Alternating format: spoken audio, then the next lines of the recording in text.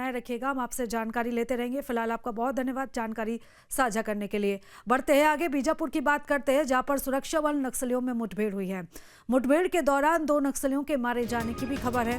नक्सली leader के मारे जाने की खबर है। मुठभेड़ में यहाँ पर राव के मारे जाने की ये जानकारी सामने आई है। पापा राव के मारे जाने की खबर है, नक्सली लीडर के मारे जाने की खबर है। तो देखिए, अगर इस जानकारी की अगर औपचारिक पुष्टि होती है तो एक और बड़े कैडर का नक्सली जो ढेर हुआ है। इस खबर पर ज्यादा जानकारी लेंगे, सहयोगी भरत दुर्गम हमारे साथ जुड़ रहे हैं। भरत, क्या जानकारी मिल पा रही है, क्या अपडेट? देखिए, बिल्कुल मैं आपको बता दूं, बीजापुर जिले का उत्तर पश्चिमी जो क्षेत्र कहा जाता है, उस इलाके से माओवादियों की सूचना पुलिस को मिलती है।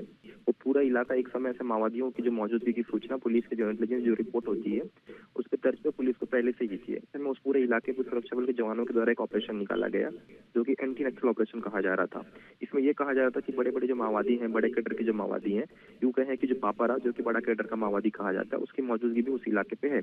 ऐसी सूचना थी, लेकिन आधिकारिक तौर पर किसी भी तरीके से सार्वजनिक स्थल पे उसकी पुष्टि नहीं हुई थी। ऐसे में अभियान निकाला गया था उस इलाके पे, और लगातार पुलिस और माओवादियों के बीच में आमना सामना हुआ और फायरिंग शुरू हो गई। रुक रुक तो फायरिंग चल रही थी। माओवादियों को मात देने के लिए लगातार जो जवान है वो घेराबंदी करते हुए नजर आ रहे थे, एम्बुश लगाने की कोशिश कर रहे थे। ये फायरिंग इतना बढ़ गई कि कहीं ना कहीं जो सफलता है पुलिस को वो मिलते हुए नजर आई। डीआरजी, एसीएफ और कोबरा की संयुक्त बटालियन के जो जवान थे उन इलाकों को घेराबंदी किए और 2 नक्सलियों के जो शव है वो बरामद कर लिए गए हैं, और उनके साथ जो ऑटोमेटिक जो वेपन्स है वो बरामद कर लिए गए हैं। जब भी मैं आपको बता दूं कि ऑटोमेटिक जो वेपन्स इस्तेमाल जो करते हैं वो माओवादी इस्तेमाल करते हैं जो बड़े कैडर के माओवादी होते हैं, जिनकी रेंज थोड़ी सी अच्छी खासी होती है, जो एक स्टेबलिश पर्सन कहा जाता है, ताकि उनकी जो कैडर की अगर बात की जाए तो बड़े कैडर में उनकी गिनती सही जाती है। ऐसे में वो माओवादियों के द्वारा ही मारे गए होंगे, तभी इस तरीके से वेपन्स जो है वो पुलिस को बरामद हुई है।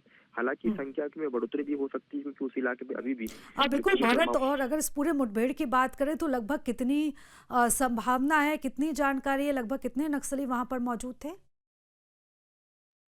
देखिए, बात की जाए पापाराव की, तो पापाराव जो है वो एक बड़ा माओवादी कहा जाता है। ऐसे में इस इलाके पे जहाँ से जिस तरीके से जानकारी आ रही थी, तो ये कहा जा रहा था कि बड़े कैडर के जो माओवादी हैं बड़ी संख्या में उस इलाके पे मौजूद हैं, लेकिन ये स्पष्ट नहीं हो पा रही है, क्योंकि जो जवान है, जो अधिकारी हैं, वो क्लेरिफिकेशन नहीं कर पा रहे हैं इलाके के। क्यों? क्योंकि अगर किसी भी तरीके से क्लेरिफिकेशन की जाती है तो कहीं ना कहीं जो जवान जो है उनके मनोबल में खामियां भी आ सकती है, क्षति भी पहुंच सकती है।